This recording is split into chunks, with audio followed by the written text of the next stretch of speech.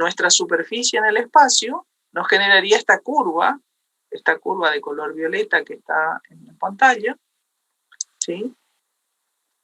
Y sobre esa curva, lo que nosotros hacemos es, sobre esta curva, que es la intersección del plano y constante con la superficie, decimos, bueno, tomo un punto, el punto x sub 0, ¿sí? Que la función a la coordenada x sub 0 y sub 0 le asigna la imagen z sub 0, que sería este punto, y provocamos un incremento. ¿Qué incremento? Un incremento delta x, es decir, movemos la variable x dejando la variable y como constante, ¿sí? Cuando x se incrementa en una cantidad delta x, el nuevo punto sería este, la imagen de la función sería un punto por acá, ¿sí? Y analizamos el incremento de la función. Entonces, el delta z o el delta f sería la diferencia entre la función incrementada, es decir, cuando x está en x sub 0 más delta x, y permanece constante en y sub 0, menos la función sin incrementar, que sería f de x sub 0 y sub 0. Cuando planteamos el cociente incremental, hacemos justamente el cociente entre el incremento de la función, que sería el delta f, sobre el incremento de la variable. En este caso, la variable x estamos modificando. A eso denominamos cociente incremental de la función. La derivada parcial va a ser el límite de ese cociente incremental, ¿sí? Hacemos tender el límite. En este caso, el límite respecto de la variable delta x. Cuando delta x tiende a 0, planteamos el límite del cociente incremental delta f sobre delta x, cuando delta x tiende a 0. Y acá en el gráfico lo que vamos a observar es que cuando delta x tiende a 0, este punto se acerca al punto original, ¿sí? Y gráficamente, ¿sí? La recta que quedaba definida entre el punto final, que sería la imagen de x sub 0 más delta x, y sub 0, ¿sí? Va a acercarse al punto z sub 0, que es la imagen del punto original, ¿sí? Y eso sería la derivada parcial respecto de x, que gráficamente va a representar la pendiente de esta recta que está dibujada acá. La pendiente, el valor de la derivada direccional, representa la pendiente de esta recta, que es tangente a la superficie, a esta superficie que representa todos los puntos que son imágenes de la función f de x, y, con este plano, que es el plano y constante igual a y sub 0. Y sub 0. Acá estaríamos en y sub 0. ¿Sí? Por lo tanto, la derivada parcial respecto de x, que representa la razón de cambio de la función, en este caso nuestro campo z igual a f de x, y respecto del cambio en la variable x, dejando ahí como constante, va a representar el cambio de z respecto de x, en este caso, cuando y permanece constante en y sub 0, y gráficamente representa geométricamente la pendiente de esa recta tangente. Ahora hay infinitas rectas tangentes en ese punto, pero en particular la recta que es tangente a la función y a su intersección con el plano, ¿sí? El plano donde y permanece constante igual a y sub 0. ¿Sí? Bien, entonces, cuando nosotros evaluamos la derivada parcial en el punto, obtenemos un número, ¿sí? En este punto x sub 0 y sub 0, entonces la derivada va a representar cuánto varía la función cuando varía x, ¿sí? Entonces la derivada, cuando evaluamos en un punto, el resultado es un número. Ese número puede ser un número mayor que 0, menor que 0 o igual a 0. Si es mayor que 0, significa que la función a partir de ese punto crece, ¿sí? Es decir, la imagen del punto siguiente es mayor que la anterior, ¿sí? Si la derivada parcial en el punto es negativa, significa que la función decrece cuando provocamos el incremento en esa variable, y si es 0 significa que la función permanece constante, es decir, nos movemos en esa misma curva de nivel. Entonces, si nosotros observamos este gráfico, ¿qué les parece? A ver, ¿cuál sería para este dibujo que está representando a una función, en este caso z igual a f de x y, cuando evaluamos la derivada parcial respecto de x, en ese punto x sub 0 y sub 0, ¿cuál sería el signo de la derivada parcial respecto de x? Negativo. ¿Por qué? Para mí positivo. A ver, ¿qué les parece? ¿Negativo, positivo? ¿Por qué negativo o por qué positivo? Negativo porque a medida que aumenta x, la pendiente baja, o sea... Baja, sí. Coincido. Ah, sí. No, ahí también me retracto de lo que dije. ¿Están de acuerdo los demás? A ver qué opinan. Sí, profe, para mí también es así. Ok, sí, es correcto. Fíjense, si nosotros nos fijamos acá, en esta curva de intersección con el plano y constante igual a y sub 0, y estamos parados en z en delta x, ¿sí? En un delta x positivo, es decir, nos movemos en el sentido positivo de las x, ¿sí?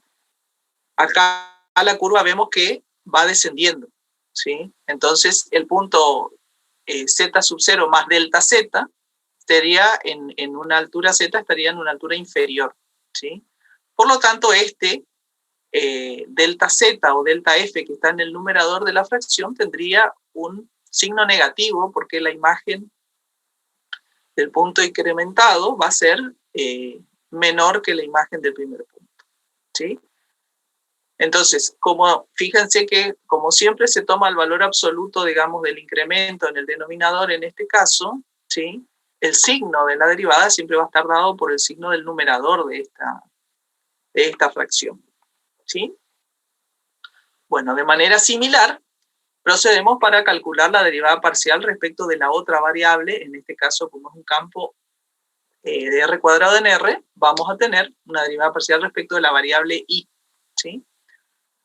Entonces, ¿qué hacemos cuando derivamos respecto de y? Dejamos a la x constante ahora fijo esta coordenada x en un valor x sub 0, como está en el dibujo acá. El punto era x sub 0 y sub 0. De este punto, incrementamos la variable y dejando a x como constante. Ahora incremento una cantidad delta y. El nuevo punto, bueno, acá está bastante exagerado, queda casi, la imagen de este siguiente punto estaría casi en el plano XY, ¿sí? Y a partir de ahí plantearíamos el incremento de la función, como la resta de la imagen del punto incremento menos el punto sin el incremento, ¿sí? Función incrementada menos función sin incrementar. Fíjense que ahora la imagen me quedó casi acá en el plano XY, en el piso, digamos, ¿sí? Y acá estaría el z sub 0, que sería la función sin incrementar. Planteamos el cociente incremental, que sería el delta f o delta z sobre el delta y en este caso. Ahora me interesa delta i, que sería esta fracción.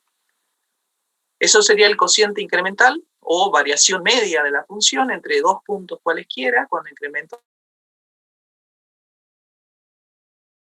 de la variable i. Sería el límite de ese cociente incremental, ¿sí? Derivada parcial respecto de i, hacer el límite cuando delta i tiende a 0 de el delta f o delta z sobre el delta i, ¿sí? Ahora gráficamente lo que estamos haciendo es, cuando planteamos el cociente incremental, estamos planteando la variación media entre este punto, ¿sí? Entre este punto final, y este sería el punto inicial, ¿sí? Geométricamente eso representa la pendiente de una recta, que sería la recta secante entre esos dos puntos, ¿sí?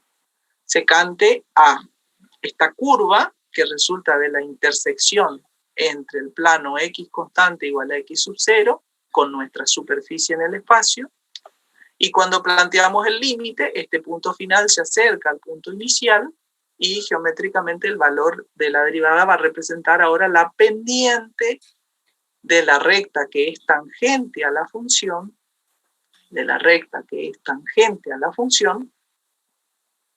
entre la superficie y el plano x constante igual a x sub 0. ¿Sí? En este caso, ¿cómo sería el signo si evalúo la derivada parcial respecto de y en este punto? ¿Positivo, negativo o cero? También negativo. También negativo. Negativo también, profesora. ¿Todos están de acuerdo? Sí. Sí, profesora. Ok.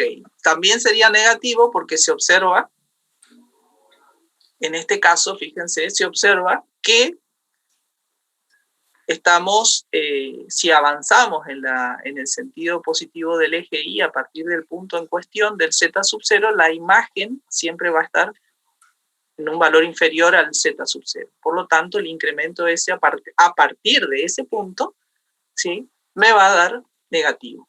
¿Sí?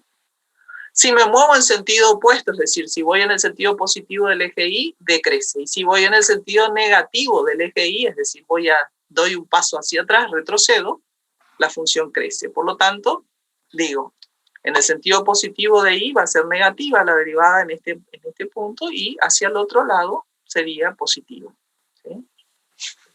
También acá, fíjense el detalle. Ahora ya estamos hablando muy parecido a lo que vimos a la clase anterior, ¿sí? De trayectorias. ¿Está? Entonces, las derivadas parciales respecto de cada una de las variables independientes de un campo escalar nos van a dar la razón de cambio de la función respecto de esa variable cuando las demás permanecen como constantes. ¿Sí? En el caso de los campos escalares, también las derivadas parciales se utilizan como una medida se habla de la sensibilidad que tiene la función respecto de cada una de las variables en un punto. ¿Sí? ¿Por qué?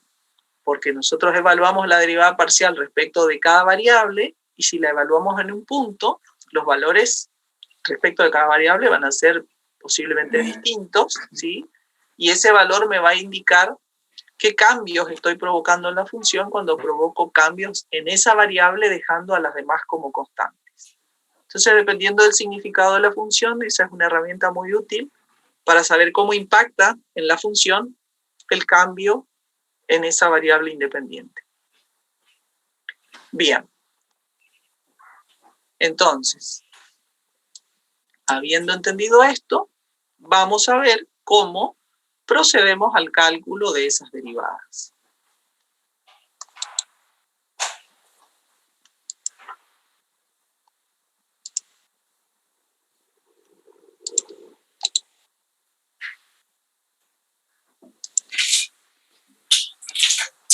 Bien.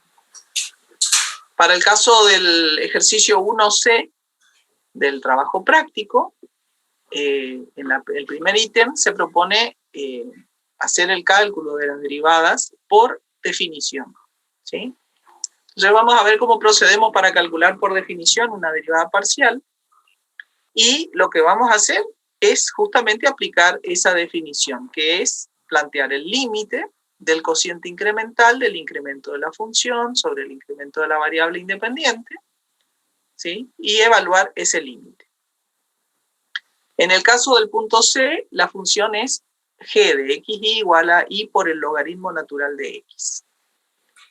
Entonces, ¿cómo procedemos en este caso? Planteamos, cuando vamos a hacer la derivada parcial respecto de x, acá está la notación f' subíndice x, ¿sí? Podemos utilizar la notación de derivada parcial con la letra griega de la derivada, ¿sí?, indicando la función y en el denominador la variable independiente, o podemos utilizar la notación f' o f segunda, f tercera, y en el subíndice vamos indicando respecto de qué variable estamos derivando. Entonces, en este caso vamos a tener la derivada parcial respecto de la variable x, va a ser el límite cuando delta x tiende a 0 del cociente incremental. Incremento de la función sobre el incremento de la variable. Entonces ahora incrementamos la función en x una cantidad delta x. Nos va a quedar y por el logaritmo de x incrementado en delta x más delta x, menos la función sin incrementar, y por logaritmo de x, sobre el incremento de la variable x. ¿Sí? Bien, entonces, acá tenemos, esto sería nuestro f de x más delta x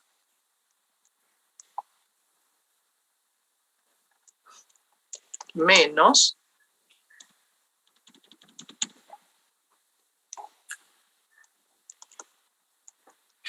f de x y sin incrementar.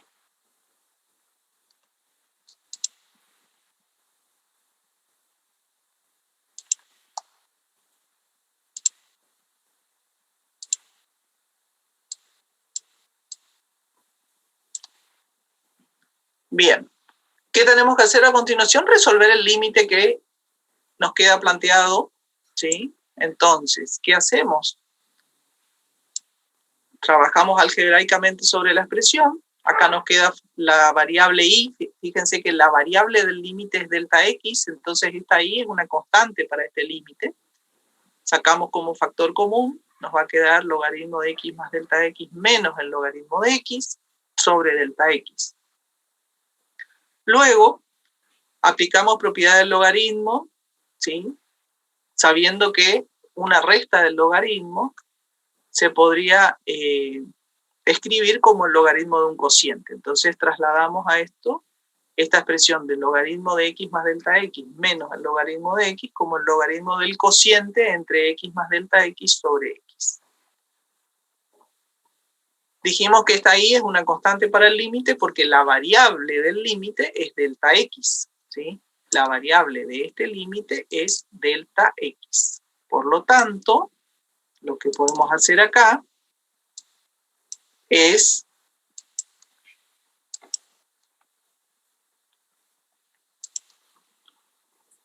sacar directamente la y como constante afuera del límite y reordenamos esta expresión. Entonces acá nos va a quedar, cuando delta x tiende a 0, ¿sí?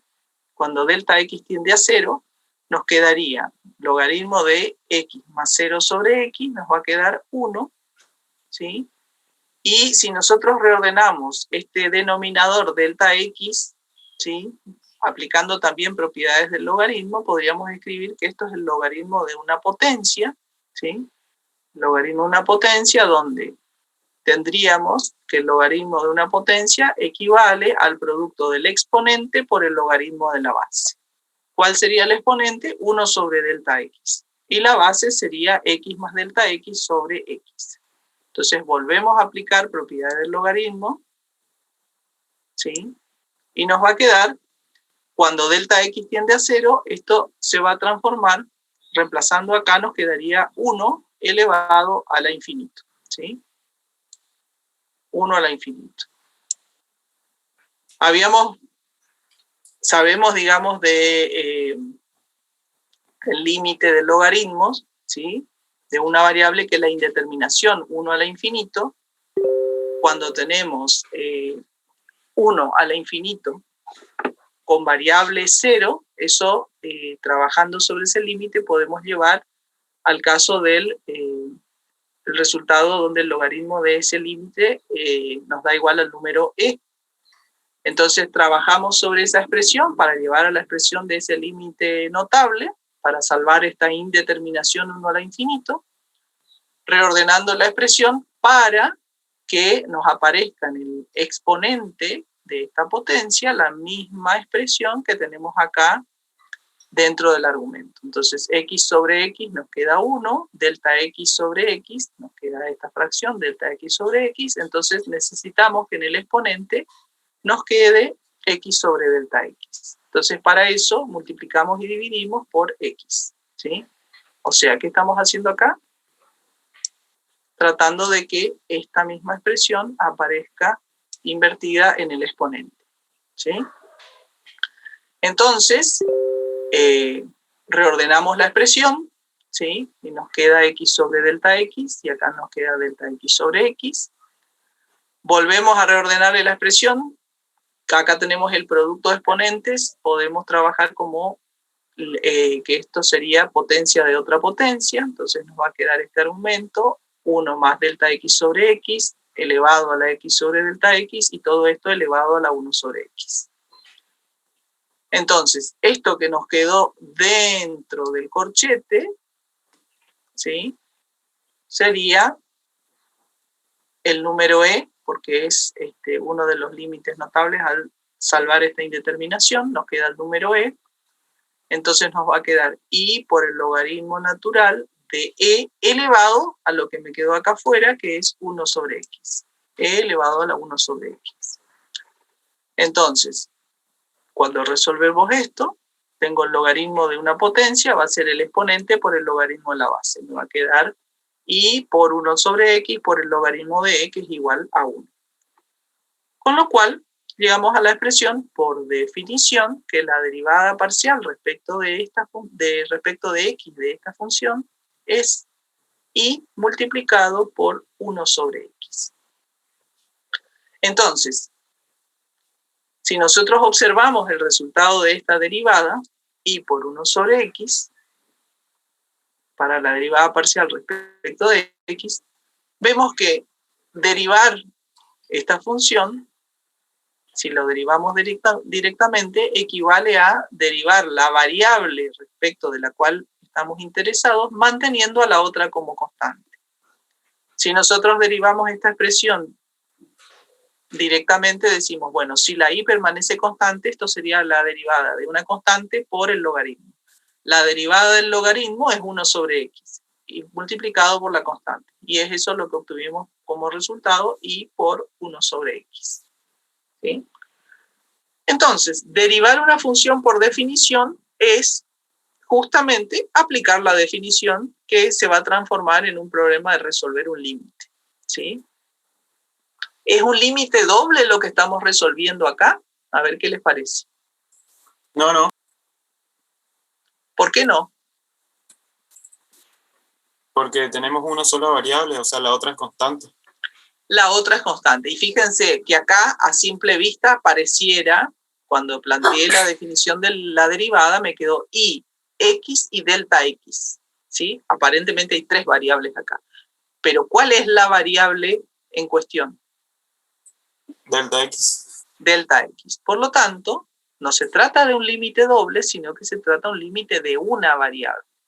Ni la y ni la x, sino el delta x. Ahora la variable del límite, y eso es importante tener en cuenta porque cuando lo planteamos así por definición, y cuando hay una función de varias variables, pareciera más complejo de lo que es, y en realidad es un límite de una sola variable. ¿Sí?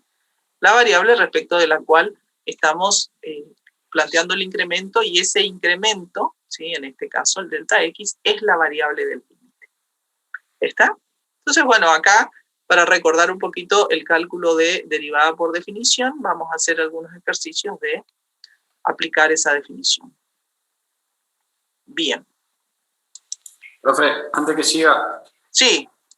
Usted, eso que en la última parte de lo que es la derivación por definición, ¿por qué llega al resultado de E? ¿Eso es una propiedad? Claro, esto es un límite notable. Ustedes habrán visto el límite por definición para las indeterminaciones 1 a la infinito. Lo habrán visto en cálculo 1. Sí. Y se hacía exponencial. Claro, estaba cuando hay 2 formas de este límite que da el número e, que es con variable infinita o con variable 0. ¿Sí? Entonces, con variable infinita es 1 más, como queda en esta expresión, 1 más delta x sobre x, elevado a la x sobre delta x, ¿sí? O con variable infinita, que sería 1 más x sobre delta x, que sería, en definitiva, cuando es 1 sobre infinito, o un número sobre infinito, tiende a 0. Entonces, en definitiva, siempre este argumento me queda 1 elevado a la infinito, ¿sí? Y la indeterminación 1 a la infinito se resuelve a través de ese límite notable, ¿sí? Entonces, sí. hay indeterminación 1 a la infinito de variable infinita o de variable 0, ¿sí? Entonces, ¿cómo se resuelve por definición eso? Salvando la indeterminación, llevando a la forma de ese límite notable, ¿sí? Y eso algebraicamente es reordenar esta expresión para poder calcular el límite, ¿sí? Así que acá estamos haciendo referencia siempre al límite, o sea, la forma de resolver límites, siempre salvando indeterminaciones a lo que ustedes han visto en cálculo 1. ¿Está? ¿Se entiende? Sí, o sea, la pregunta era de dónde aparece el exponencial ahí. El límite, cuando delta x tiende a 0 de 1 al infinito, ¿sí? Es igual al número e, ¿sí?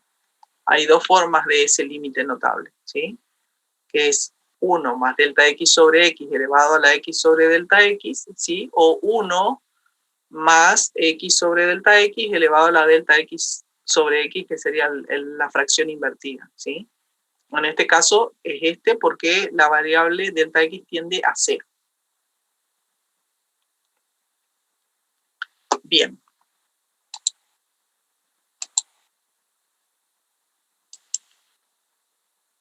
Luego planteamos la derivada parcial respecto de la otra variable, en este caso respecto de la variable y, ¿sí? Entonces, ¿qué hacemos? Lo mismo, pero con la variable y. Entonces digo, voy a plantear el límite ahora cuando delta i tiende a 0 del cociente incremental entre función incrementada menos función incremental, función sin incrementar, que esto sería el delta f, el numerador, pero variando i ahora. Como la función es i por el logaritmo de x, ahora me queda i más el delta i, multiplicado por logaritmo de x, menos la función sin incrementar, es i por logaritmo de x. Sobre ahora el incremento i, delta i. Entonces, ahora resolvemos este límite, ¿sí? Ahora la variable del límite es delta i, ¿sí? Ahora me interesa resolver o salvar indeterminaciones en la variable i, delta i. Por lo tanto, ordenamos la expresión, ahora el logaritmo de x pasa a ser la constante en el límite, y también, entonces, sacamos como factor común, acá, nos va a quedar i más delta i menos i sobre delta i. Reordenando esto, nuevamente, el logaritmo sacamos como constante afuera del límite, ¿sí? Y nos va a quedar i más delta i menos i, se cancela la i y nos queda delta i sobre delta i. Esto sería un caso cuando delta i tiende a 0, estaríamos ante una indeterminación 0 sobre 0, ¿sí?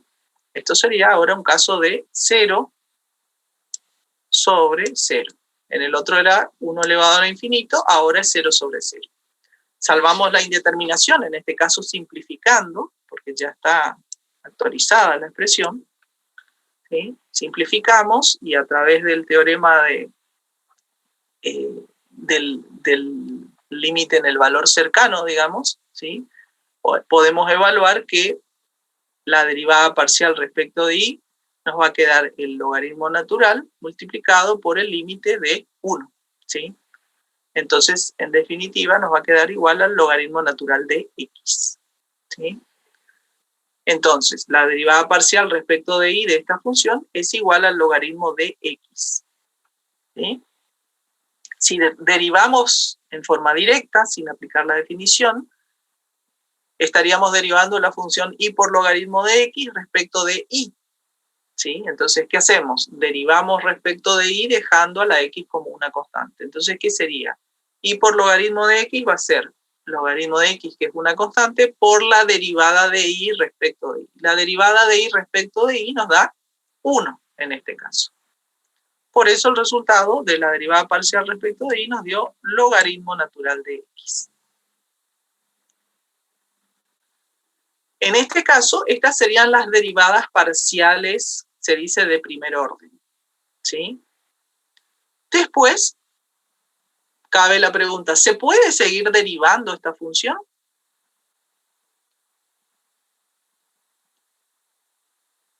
¿Qué les parece? Yo creo que sí, pero ahí tenés la derivada de una constante, digamos. Si derivás con respecto a y. Si derivás con respecto a y. Entonces, la cuestión es que nosotros tenemos la función, si yo tengo acá la función f de x, y, cuando derivo por primera vez, voy a tener una derivada parcial respecto de x y una derivada parcial respecto de y. ¿Sí? Entonces, lo que nosotros hicimos acá fue la derivada primera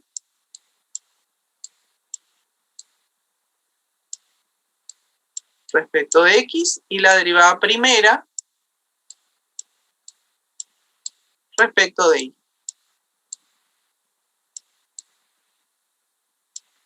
¿Qué pasa si quiero seguir derivando? Obtuve como resultado, acá me quedó logaritmo de x, y acá me quedó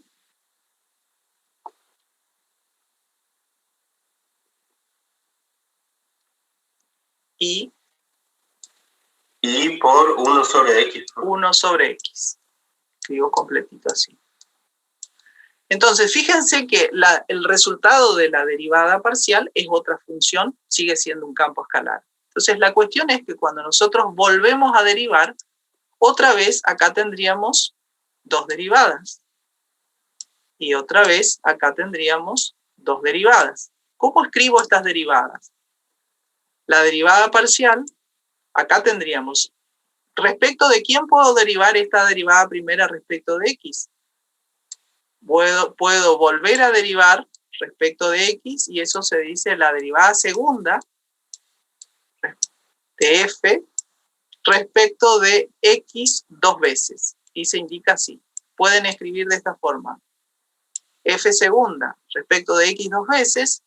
En el numerador, el 2 va en el símbolo de la derivada, y en el denominador en la variable que derivé.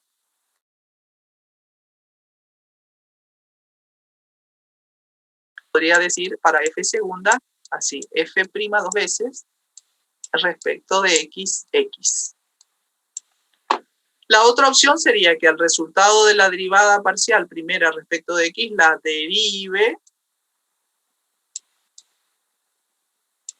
respecto de y.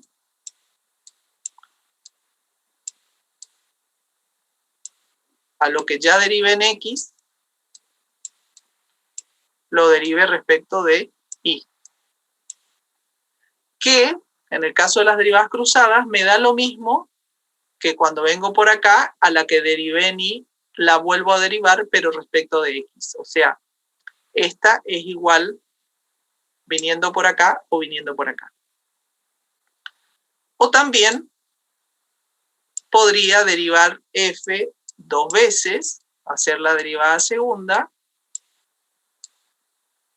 respecto de la variable y. Y vuelvo a derivar en y. ¿Sí?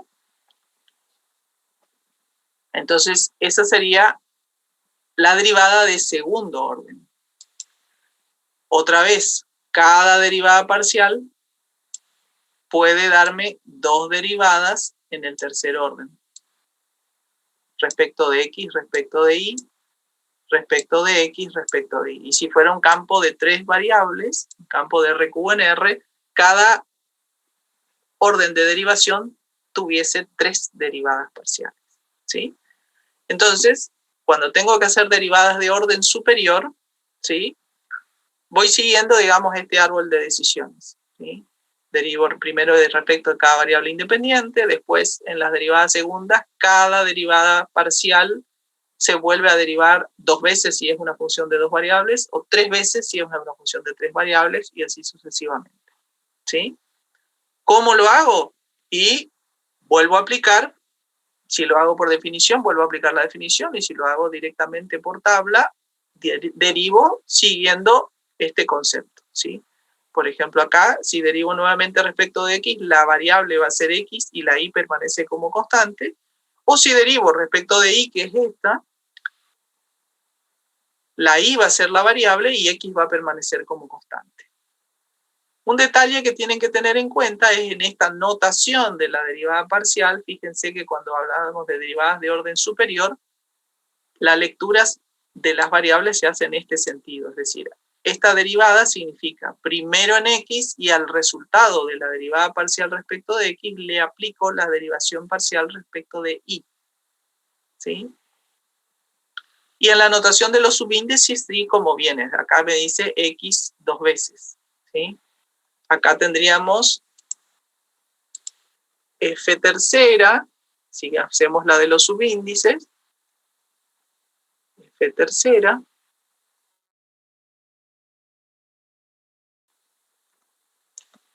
de xxx, ¿sí? O f podría ser tercera de xxy.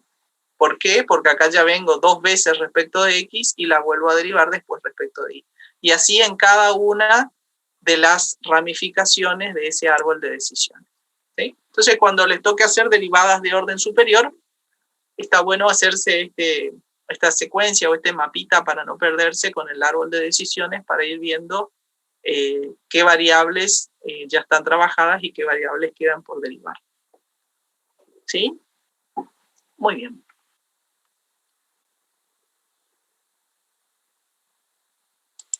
Ok.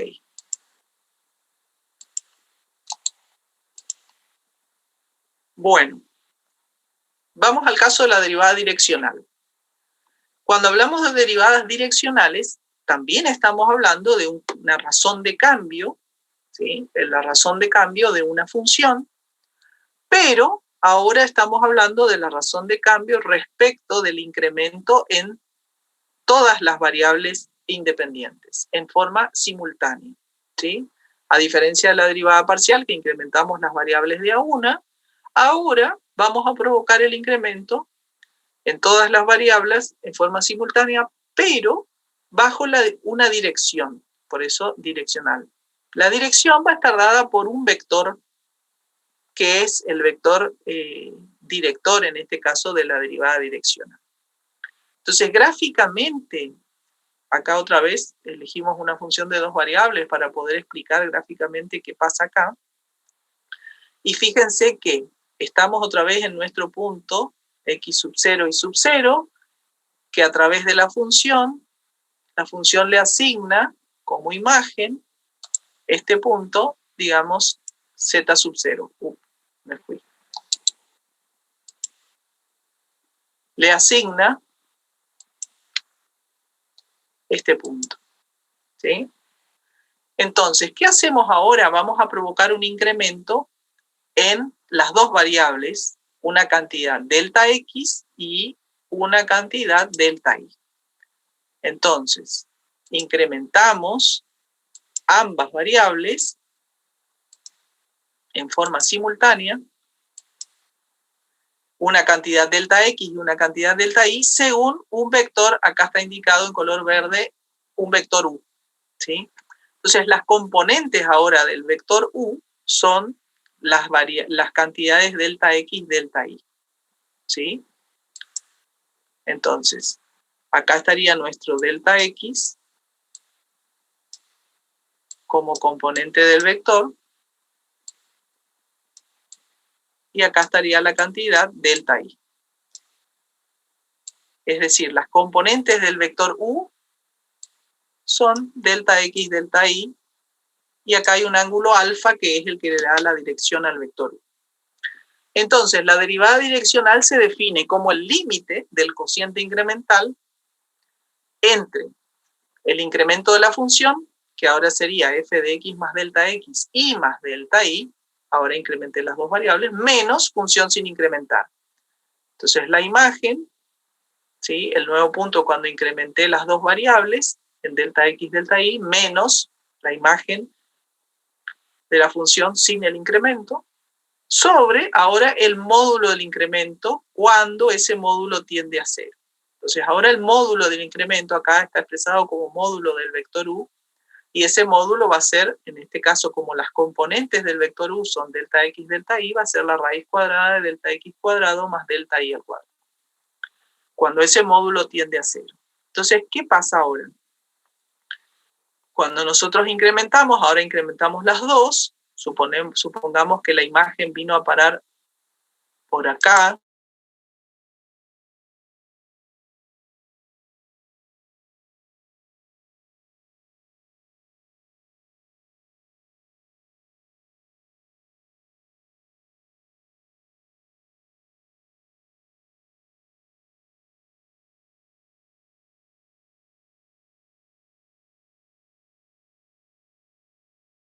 ¿sí?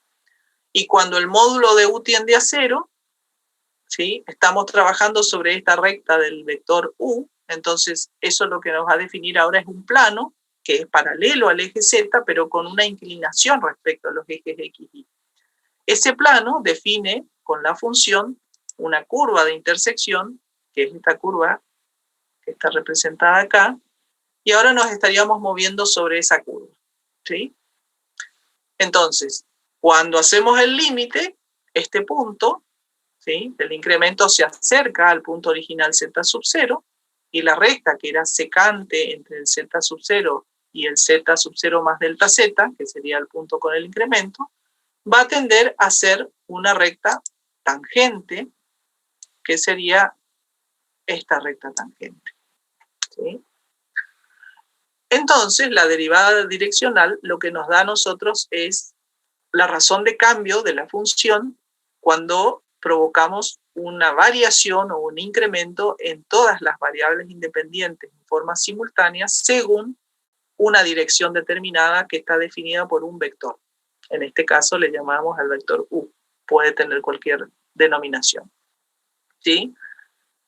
La derivada direccional nos permite analizar la variación de la función en diferentes trayectorias, ¿sí? Fíjense que pasa algo similar a lo de los límites radiales en este caso, cuando nosotros provocamos incrementos en diferentes trayectorias. ¿Qué trayectorias? Y hay infinitas trayectorias que pasan por el punto, ¿sí?, donde nosotros podemos estar interesados en evaluar la razón de cambio de la función en esas trayectorias. Entonces, para evaluar eso, la razón de cambio, ¿sí?, en esas trayectorias, la herramienta es la derivada direccional, ¿sí? ¿Cómo se resuelve? Por definición se resuelve planteando ese límite, que ahora sí pareciera que es un límite doble, según la expresión que queda planteada ahí, porque quedan las dos incrementos delta x, delta y, pero esos incrementos están relacionados por la dirección del vector u. Entonces, al final, otra vez se puede transformar en un límite de una sola variable. Y de esa forma calcular la derivada direccional en esa dirección que nos interesa, ¿sí? Bien. ¿Se entiende hasta ahí? ¿Alguna pregunta con la derivada direccional?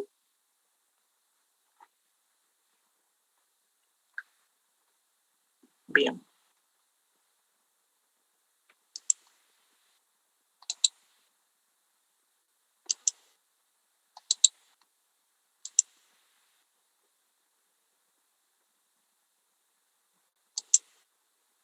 Bueno, vamos al caso del ejercicio, un ejemplo, el ejercicio 5b, que plantea calcular la derivada direccional de la función g de xy igual a x al cuadrado menos 2x más y, en la dirección del vector b de componentes menos 1, menos 3, en el punto 2, menos 2.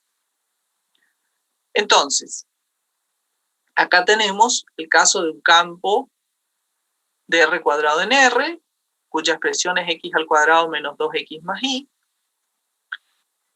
y nos interesa evaluar la razón de cambio en este punto, la derivada direccional en un punto, en esta dirección menos 1, menos 3. ¿Sí? Entonces, si nosotros observamos, acá en el gráfico está representada la curva de nivel de la función para x igual a 2 menos 2. Es decir, cuando x vale 2 y cuando i vale menos 2, ¿sí? Representamos esa curva de nivel. Fíjense que me va a quedar 2 al cuadrado 4 menos 2 por 2, 4. Esto se va a hacer 0, más i menos 2 nos va a dar z igual a menos 2. O sea, cuando estoy en este punto, la imagen vale menos 2. ¿Sí? Si estuviera, vamos a ver ahora la superficie cómo es. Entonces, esta sería esta parábola que está trazada acá, sería la curva de nivel z constante o k igual a menos 2. Entonces, sobre esa curva, nosotros nos vamos a parar en el punto 2 menos 2, x igual a 2, y igual a menos 2, y vamos a provocar un incremento ahora en la dirección menos 1, menos 3. Acá está representado el vector b. Este sería nuestro vector b en este caso. Vector b.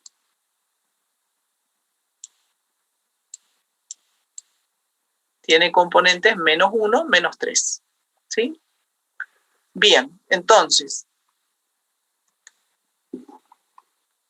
si nosotros analizamos, ¿sí? Tendríamos que calcular la derivada direccional en esas componentes del vector.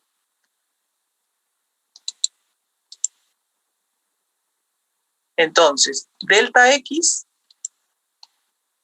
va a ser en este caso menos 1 y delta y va a ser menos 2.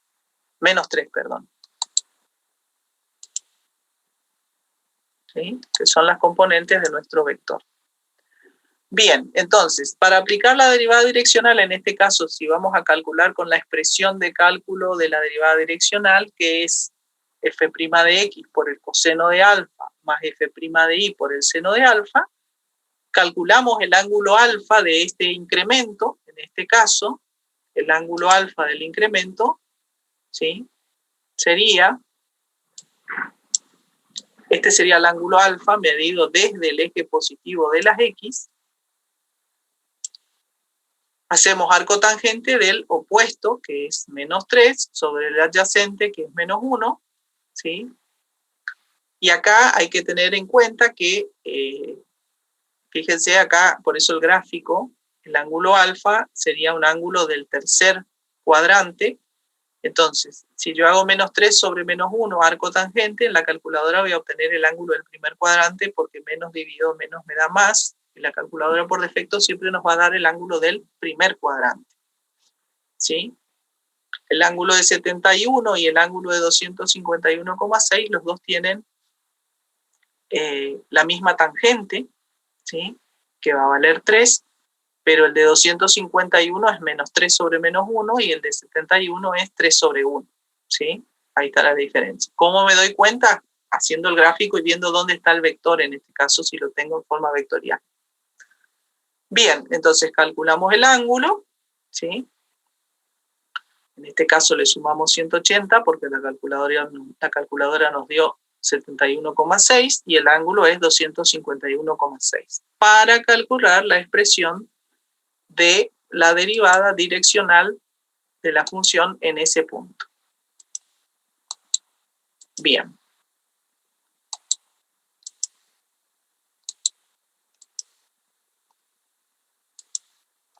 Entonces, aplicamos la expresión. Vamos a tener que la derivada direccional va a ser la derivada parcial respecto de x por el coseno de alfa más la derivada parcial respecto de y por el seno de alfa. Entonces, planteamos las derivadas parciales respecto de x en el punto, ¿sí? Entonces teníamos x al cuadrado, vamos a volver anterior, acá, que no se ve, acá, x al cuadrado menos 2x más y, ¿sí? Entonces nos va a quedar 2x menos 2, nos quedaría la expresión de la derivada respecto de x, ¿sí? Y 2x menos 2 evaluada en 2 menos 2 nos queda igual a 2. Entonces sería 2 por el coseno de alfa, ¿sí? Más la derivada parcial respecto de y, que va a ser 1, ¿sí? Por el seno de alfa, ¿sí?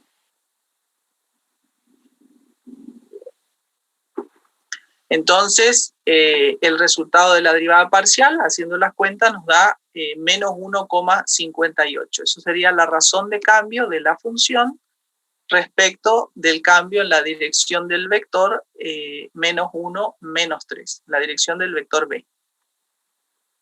¿Sí? La otra opción que sabemos que podemos utilizar es calcular la derivada direccional como producto del vector gradiente de la función en forma vectorial por el versor en la dirección del vector U. El vector gradiente es un vector que tiene por componentes las derivadas parciales de la función en ese punto. Entonces calculamos el vector gradiente de la función, ¿sí? El vector gradiente, que tiene como componentes las derivadas parciales. Entonces nos queda 2x menos 2 en y, y la derivada parcial respecto de y en j, ¿sí? Entonces 2x menos 2 es la derivada parcial respecto de x de esa función, y la derivada parcial respecto de y es 1. Evaluamos en ese punto, ¿en qué punto? En el 2 menos 2, y nos queda un vector de componentes 2y más 1 en j, ¿sí?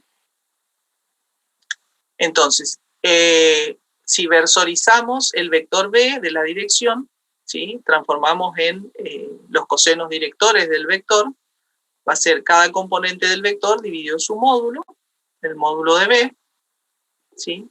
Y podemos resolver también esa derivada como producto escalar de estos dos vectores. El vector gradiente por el vector versorizado en la dirección de b. Entonces, hacemos el producto escalar de estos dos, 2i más 1 en j por menos 1 raíz de 10 en i menos 3 raíz de 10 en j, y el resultado es menos 1,58. ¿Sí? Entonces, ¿cuál sería la interpretación del menos 1,58? A ver qué les parece. ¿Cómo leemos el menos 1,58? ¿Qué me dice eso de la función? Vuelvo al gráfico acá. Que es decreciente. ¿Es decreciente dónde? En el punto 2 menos 2. O sea, estoy en 2 menos 2. Y si me muevo una unidad en esta dirección del vector b, la función, ¿qué va a pasar? ¿En la superficie, en el espacio, subo o bajo? Baja. Bajo. ¿Cuánto bajo? 1,58. 1,58. O sea, por cada unidad que me muevo en la dirección de ese vector, la función, la superficie, va a descender menos 1,58. ¿Sí? También estoy bajando, digamos, ¿no? En la superficie. Entonces la derivada direccional me da una herramienta justamente para evaluar eso, la razón de cambio en todas las demás direcciones. ¿Sí? De esa manera podemos ver que las derivadas parciales se podrían tomar como casos particulares de la derivada direccional en direcciones específicas, es decir, cuando hago coincidir con el eje X, el ángulo alfa es 0, cuando coincido con el eje Y, el ángulo alfa es 90 grados, así que también hay quienes plantean que las derivadas parciales son los casos particulares de la derivada direccional con alfa igual a 0 y 90 grados respectivamente. O otros autores plantean que la derivada direccional sería como la generalización del concepto de derivada, porque me permite derivar en cualquier dirección. Las dos cosas son ciertas. Entonces, a partir de ese análisis, es decir, de todas las direcciones, ahí vemos que obviamente la razón de cambio va variando de acuerdo a la dirección que elijo. Aparece el concepto de la derivada direccional máxima. La derivada direccional máxima es justamente encontrar en qué dirección, a partir del punto donde estamos posicionados, tendríamos que provocar el incremento para encontrar la máxima razón de cambio de la función a partir de ese punto. Es decir, el crecimiento máximo que experimenta la función a partir del punto donde estamos posicionados. Entonces, ¿cómo se obtiene esa derivada direccional máxima? Bueno, una forma es buscando los puntos máximo y mínimo de la expresión de la derivada direccional a partir de la variable ángulo, es decir, a partir de la dirección justamente. Y la otra que ustedes vieron en teoría es a partir del concepto justamente de ese vector gradiente, que es el vector que está perpendicular a la curva de nivel. El vector gradiente siempre está perpendicular a la curva de nivel y nos marca la dirección de la derivada direccional máxima, ¿sí? ¿Y qué es la derivada direccional máxima? Es la razón de cambio máxima que experimenta la función a partir de ese punto. Nos indica que si nos movemos en esa dirección, vamos a experimentar el crecimiento máximo que puede tener la función, el ascenso más rápido a partir de ese punto sería. Entonces, en este caso, si queremos averiguar la derivada direccional máxima en ese punto que estamos, en 2 menos 2, calculamos el vector gradiente que tenía componentes 2i más 1 en j, ¿sí? Que sería este vector que está dibujado acá. Este sería el gradiente de f. Nabla f, o nabla g en este caso, porque es g la función. Y este es un vector que tiene componentes 2 en i, entonces a partir del punto, 2 menos 2, dibujamos un vector que tiene componentes 2 en x, 1 en y. ¿Sí? Este vector indica en módulo, dirección y sentido todos los parámetros de la derivada direccional máxima. El módulo del vector representa la razón de cambio máximo, ¿sí? Es decir, el crecimiento máximo que experimenta la función a partir del punto. La dirección del vector, es decir, la recta donde está contenido, nos da justamente la dirección en la que tenemos que provocar el incremento para encontrar la razón de cambio máxima, y el sentido del vector, en qué sentido sobre esa recta hay que provocar el desplazamiento, ¿sí? Entonces, para este caso,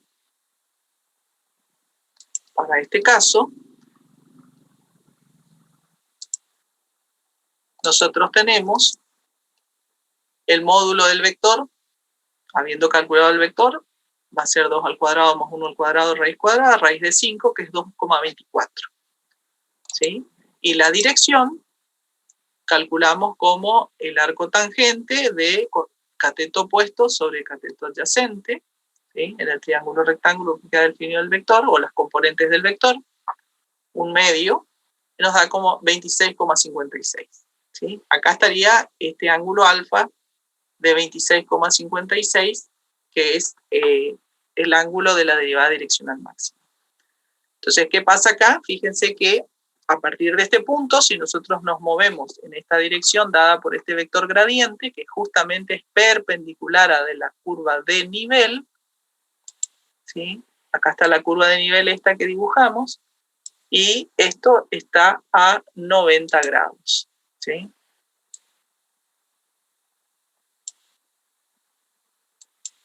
Bien. Entonces, la razón de cambio máxima es el módulo del vector, el ángulo definido por el vector es la dirección de la derivada direccional máxima, ¿sí? Y el sentido del vector me indica el sentido en el que debo provocar el desplazamiento. Entonces, si me muevo en esta dirección, la función va a crecer 2,24 unidades por cada unidad que me desplazo en este sentido, ¿sí? Fíjense que cuando resolvimos lo del vector u, nos movimos en sentido opuesto y la función era decreciente. Entonces, la derivada direccional máxima nos da justamente esa herramienta para poder analizar qué pasa, ¿sí? Con las infinitas direcciones en las que nosotros podemos calcular las variaciones de la función, ¿sí? Bueno, a ver, me interesa mostrarles algo más antes de cerrar esta parte. Acá está la representación gráfica de la función. Y fíjense que, ¿se alcanza a ver ahí? ¿Se ve la función? ¿La superficie? Sí, sí. Sí, profesor. Bueno, entonces fíjense, acá estamos en una vista superior y estamos en el punto 2 menos 2. Acá sería la vista del 2 menos 2. Y fíjense qué pasa cuando vemos la superficie. Justamente si nos movemos en la dirección que nos indicó el gradiente, fíjense cómo la superficie crece para este lado, Entonces, a partir de este punto, tendríamos el crecimiento máximo si me muevo para allá. Si me muevo en sentido opuesto, voy a tener el decrecimiento, es decir, la superficie está descendiendo en este sentido opuesto al del gradiente. ¿Sí? Si miramos la vista superior, si nos movemos en la dirección de la curva de nivel,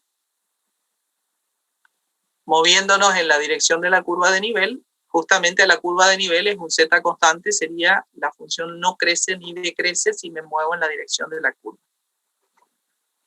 ¿Se entiende? Entonces ahora con derivadas lo que nosotros estamos haciendo es introducirnos en analizar la variación de las funciones. ¿Qué pasa con los campos escalares? ¿Sí? En cuanto a si crece, decrece, direcciones de crecimiento máximo, crecimiento mínimo y crecimiento nulo, ¿sí? Que son herramientas que nos permiten justamente detectar el comportamiento del campo, y eso es una herramienta útil de acuerdo al tipo de aplicación que representa el campo escalar. ¿Alguna pregunta hasta acá?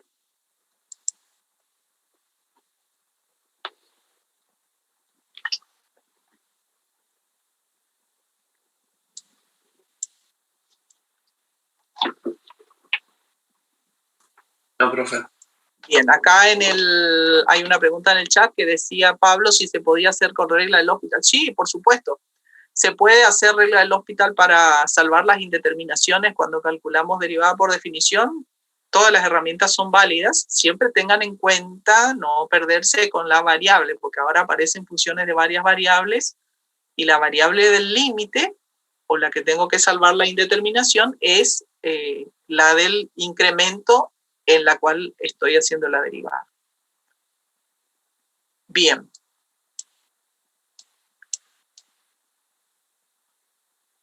Bueno, ahora vamos a continuar con la práctica. Vamos a trabajar nuevamente en grupos. Les queríamos comentar que esta semana la dinámica del trabajo en grupo respecto a las exposiciones vamos a adoptar para que no haya tanta superpoblación de exposiciones. Vamos a hacer una secuencia semanalmente de grupos pares, grupos impares, ¿sí? Entonces, esta semana vamos a proponer que la exposición sea de grupos impares, o sea, el 1, el 3, el 5, el 7, los que quieran, obviamente, pueden exponer el ejercicio, ¿sí?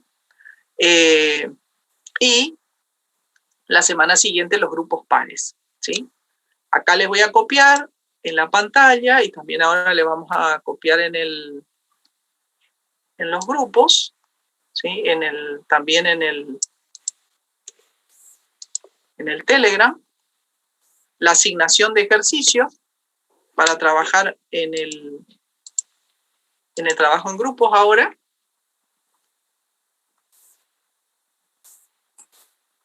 Ahí está en el chat.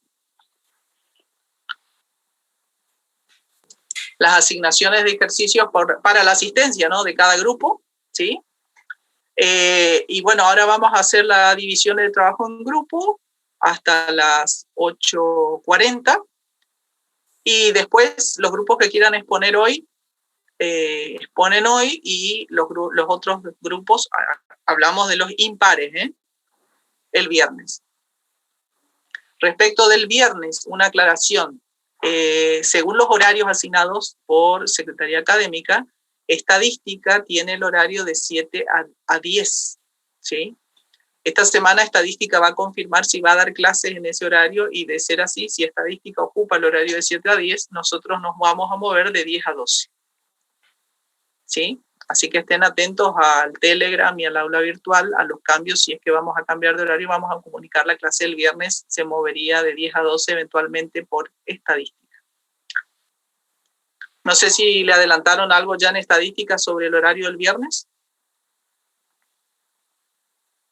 Algunos me estuvieron planteando por Telegram ya esa inquietud.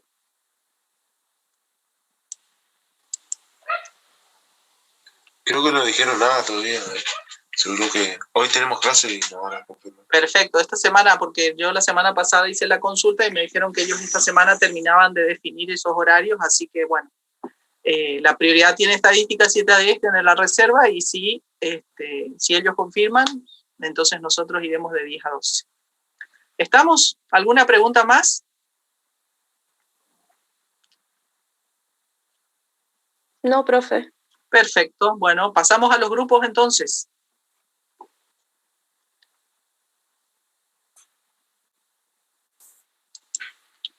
Acuérdense de copiar acá la consigna de las entregas y ahí iniciamos las sesiones grupales. Y volvemos acá a la sala común a las 8:40.